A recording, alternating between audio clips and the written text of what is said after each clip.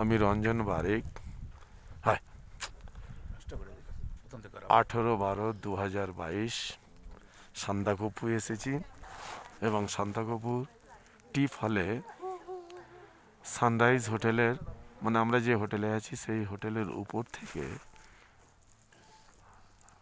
Sleeping Buddha, মানে বুদ্ধদেব যে ঘুমাচ্ছে সেই রকম একটি দৃশ্য কাঞ্চনজঙ্ঘা থেকে দেখা যাচ্ছে এবং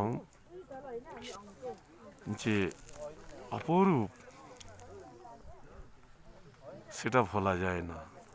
এবং সান্দাকফুতে আসার জন্য বহুদিনের অপেক্ষায় ছিলাম, সেই সুযোগটা হাতছাড়া করতে পারলাম না, হঠাৎই চলে এসেছি।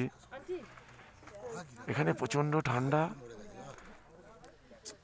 হাত খোলার পর আঙুলগুলো যেন ঠান্ডায় কেটে নিচ্ছে এবং মোজা বুট পরে আছি, তার নিচেতেও যেন অসংখ্য ঠান্ডা জমা হয়েছে।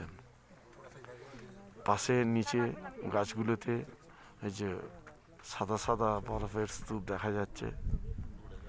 হ্যাঁ,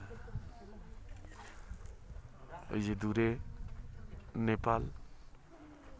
আমরা যে সানরাইজ হোটেলে আছি সে তার 3 তলা থেকে পাশে অসংখ্য ছোট ছোট পাহাড়ের মাথা দেখা যাচ্ছে।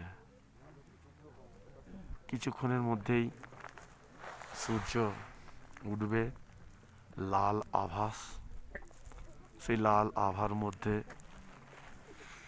আশা রাখছি সূর্যকে আমরা উদয় হতে দেখব।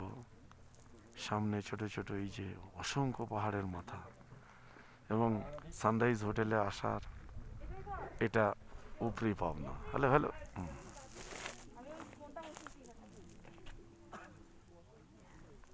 এই যে নিচে